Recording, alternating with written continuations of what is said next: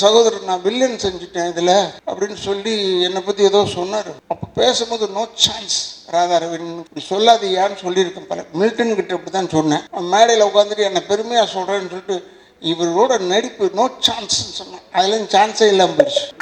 ஏன்டா நோ சான்ஸ்ன்னு சொல்கிற, சான்ஸ் இதுக்குன்னு சொல்லுடா. ஏன்னா இப்போ உருட்டுறது ரொம்ப நமக்குலாம் எனக்கு வெறும் கேமரா முன்னாடி தான் நடிக்க தெரியும், பின்னாடிலாம் நடிக்கவே தெரியாது. கேமரா முன்னாடி நல்லா நடிப்பேன்.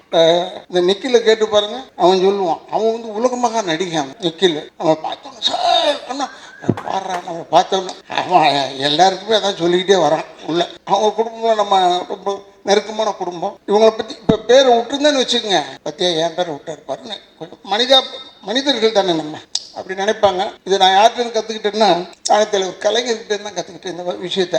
அவர் பேர் விட்டுருவார் சில டைமில், எல்லாரையும் பற்றி சொல்லுவார். இப்போ என் பேரை சொல்லுன்னு வச்சுக்கோங்க, எனக்கு கோவம் வருமா வராதா அப்படி யோசிச்சுக்கிட்டே இருப்பேன். உடனே சொல்லுவார், தம்பி ராதாரவி கூறியது போல். நான் சொன்னேன் இவர்கிட்ட நம்ம இருக்கிறோன்றது பேரை சொல்லுவார், அதில் குத்துவார். அதெல்லாம் அவர்கிட்ட இருந்து கற்றுக்கிட்டது தான். அதாவது நல்ல விஷயங்கள் மட்டும் அவர்கிட்ட இருந்து கற்றுக்கிட்டேன். இன்னொன்று என்னென்னு எனக்கு ரொம்ப பிடிச்ச குரூப் என்னென்னா தேவானனை இப்போ தான் பார்த்தேன். இப்போ சொன்னார், அப்போ இதில் பார்க்கும்போது சொன்னார், ஒரு ஷோ முடிச்சுட்டு வந்தேன், நீ எங்கேப்பா முடிச்சுட்டு வந்தீங்கன்னு கேட்டுக்கிட்டு இருந்தேன். எனக்கு ரொம்ப பிடிக்கும் எனக்கு தேவானனை. அவர் போடுறதும் மியூசிக் தான். இன்னொரு சகோதரர் நல்லா போடுறாங்க, பட் நின்று வாங்கிறதுக்குள்ள போதும்னு ஆகிடுது. பி வாசு என் படத்துக்கு சொன்னார், இது நம்ம பூமி நான் எடுக்கிறேன், எப்போ நீ இருந்து இந்த பாட்டை வாங்கிட்டு வந்துருன்னு சொல்லிட்டு போயிட்டார் இவர்.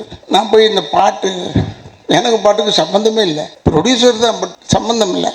அப்போ ஒரு பாட்டை போட்டு கொடுத்தாங்க, கொடுத்துட்டு போய் எடுத்து போய் போட்டேன்.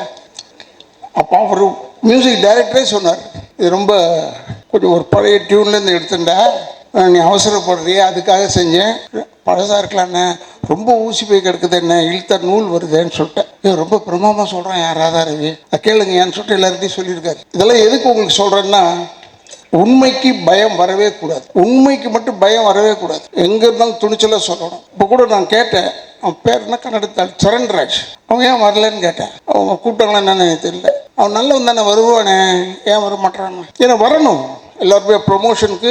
ஒருவேளை இந்த மாதிரி படங்களுக்கெல்லாம் வந்தால் பெரிய ஹெல்ப்பாக இருக்கும், படம் ஓடுறதுக்கு பெரிய உதவியாக இருக்கும். ஏன்னா இதுவும் ஆடட் அட்ராக்ஷன் தான்.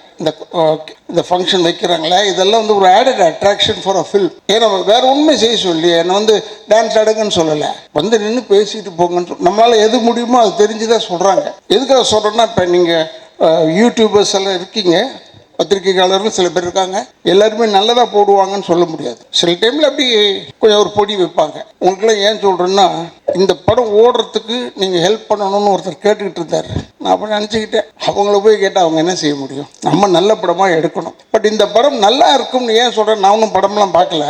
ஏன் நல்லா இருக்குன்னு சொன்னால், தண்ணி பஞ்சம் நம்ம ஊரில் ஹெவியாக இருக்குது, பயங்கரமாக இருக்குது.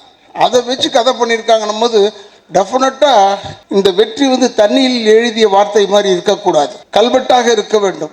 இந்த படம் நம்ம ஊருக்கு இன்னைக்கு இருக்கிற சூழ்நிலைக்கு கல்வெட்டாக நிச்சயமாக இருக்கும், அதில் எந்த விதமான சந்தேகம் கிடையாது. உனக்கு சொல்கிறேன், டைரக்டருக்கு சொல்கிறேன், என்னென்ன படம் வந்து 5 நாள் தானே ஓடிச்சு, 10 நாள் தானே ஓடிச்சு, அப்புறம் தேட்டர் எடுக்கிறேன்னு சொல்லிட்டு, அதெல்லாம் அப்படி தாண்டா. இப்போல்லாம் வந்து 2 வெற்றிகரமான 2வது நாள் போடுறாங்க. ஒன்று தான் 5 நாள் ஓடி இருக்குது, அதை சொல்லு. ஏன் சொல்கிறேன்னா, இப்போ நான் கூட கடைசி தோட்டான்னு ஒரு படம் நடித்தேன், அந்த ரிலீஸ்லேயே பெஸ்ட் பிக்சருங்க இதுன்னு சொன்னாங்க. அப்போ ஒரு 3 நாள் படம் சேர்ந்தாப்புல ரிலீஸ் ஆச்சு. அப்பாடா பெஸ்ட் பிக்சர்னு எப்படி ஒரு 25 நாள் ஓடும். பார்த்தா 8 தேட்டர்லேருந்து எடுத்துட்டாங்க, தேட்டர் கிடைக்கல. அதெல்லாம் சொல்லலான்னு பார்த்தேன், அன்பு போயிட்டாப்புல, அன்புகிட்ட சொல்லலான்னு பார்த்தேன், ஓ நீ வேறு ஏதாவது செலவு பண்ணுறதோட இங்கே ஒரு 3 தேட்டர் கட்டி முடியாது. ஏன்னா வெல்லிங்டன் போயிடுச்சு, கெய்டி போயிடுச்சு, லிபர்ட்டி போயிடுச்சு, எல்லாம் போயிடுச்சு, ஆனந்த் போயிடுச்சு. எது நல்ல தேட்டர் நாங்களாம் போய் படம் பார்ப்போம், அந்த படம்லாம் அந்த தேட்டர்லாம் காணான்னு ஒன்றும் ஆச்சரியமாக இருக்குது. நல்லவேளை சத்தியம் தேட்டரில் இன்னும் ஓடிக்கிட்டு இருக்கு. அப்புறம் இந்த பக்கம் புதுசாக கட்டுறாங்க. அதனால் அன்புகிட்ட சொல்லலான்னு பார்த்தேன், இப்போ ஒரு தேட்டர் 2 தேட்டர் கட்டி கொடுப்பா சிட்டிக்குள்ளே. ஏன்னா 7-8 தேட்டர் போயிடுச்சு.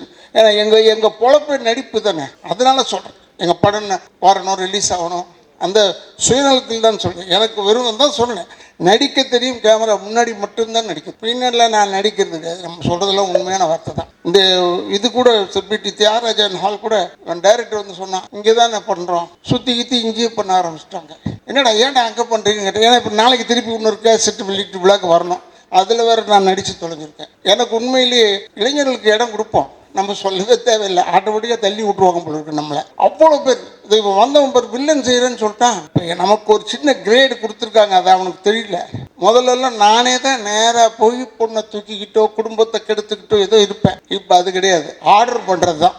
போய் அவங்களெல்லாம் போய் கெடு, போய் இந்த குடும்பத்தை கெடு, வெறும் ஆர்டர் பண்ணுறதோட விட்டாங்க. ஏன்னா இவர் வச்சு கூப்பிட்டு போய் ஓடணும் வரணும் எல்லாம் வேணாண்டா, உட்கார சொல்லுன்னு சொல்கிறேன். அதுக்குன்னு வச்சுருக்காங்க ஆளுங்களை இப்போ கெடுக்கிறதுக்குன்னு. ஆனால் நான் உண்மையை சொல்கிறேன், கெடுக்கிறதுக்குன்னு நீ நினைக்காது. தமிழ்நாட்டு மக்கள் மாதிரி அறிவாளிங்க யாருமே கிடையாது. நானும் விஜயகாந்தும் அலைவோசைன்னு அதில் மேட்டுப்பாளையத்தில் எடுத்துகிட்டு இருந்தோம். இந்த கல்லர் ஸ்டேஷன் அண்டை போய் எடுத்த காட்டுக்குள்ளே போய் கூட்டம் வரக்கூடாதுன்னு ஃபைட் எடுத்துக்கிட்டு இருந்தோம். அங்கே ஒரு 6 பொம்பளைங்க வந்துருச்சு படம் பார்க்க, அந்த ஷூட்டிங் பார்க்க. வந்து விஜயகாந்த் பக்கத்தில் உட்காந்துட்டு, தம்பி நீங்கள் ராதாரவியில் நம்பாதீங்க தம்பி. பக்கத்தில் ஒரு சிகரெட் பிடிச்சிக்கிட்டே இருந்தேன். ஏமா நான் தான்மா ராதாரவி, அது தெரியும் தம்பி, நீ தானே தெரிஞ்சுக்கிட்டு சொல்லுதுன்னா அப்போ நான் நினச்சேன் நம்ம கேரக்டர் சக்ஸஸ்.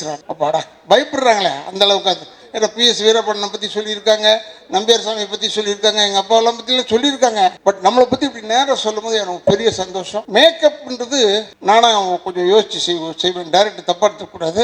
அமரன் படத்துக்கு இப்படி தான் இந்த முடியை ஷார்ட் ஆக்கி ப்ளீச் பண்ணேன், வெள்ளை ஆகணும்னு. ப்ளீச் பண்ணி இந்த கண்ணு ரெப்பையே கிழிஞ்சு போச்சு. அப்போ அந்த ட்ரெஸ் எல்லாம் மாட்டிட்டு பல்லெல்லாம் போட்டுட்டு அப்படியே வந்தேன். காரில் ஹார்பருக்கு போகணும், 12வது நம்பர் கேட்டு தான் உள்ள. அது போகிறதுக்கு முன்னாடி போலீஸ் நிறுத்தி தூர்தர்ஷன் வழியாக சுற்றி போங்கன்னு சொல்லிட்டான். அப்போ என்னை பார்த்து சொன்னான், டே சேட்டே சுற்றி போ. நான் சொன்னேன் வெற்றி ஆகிட்டப்படா.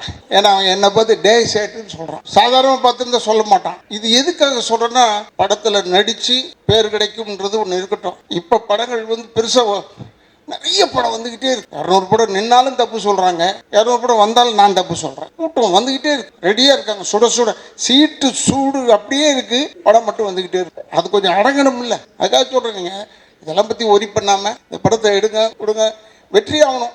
எல்லாருக்கும் எனக்கு கூட ஆசை தான், 100 நாள் ஓடினா எனக்கு பெருமையாக இருக்கும். அந்த குழந்தை சொல்லிச்சு, நீங்கள் ஒரு ராதாரவியோட நின்று செய்யறதுக்கு பயமாக, ஏமா இப்படி சொல்லி ஒதுக்கிடுறீங்க. நான் உன்னை ஏதாவது தொட்டு பார்த்தனா? தொட கூட இல்லை. நான் உன்னை என்ன செஞ்சேன், படமும் பார்த்தேன், நடிப்புக்காக பார்த்துருப்பேன்.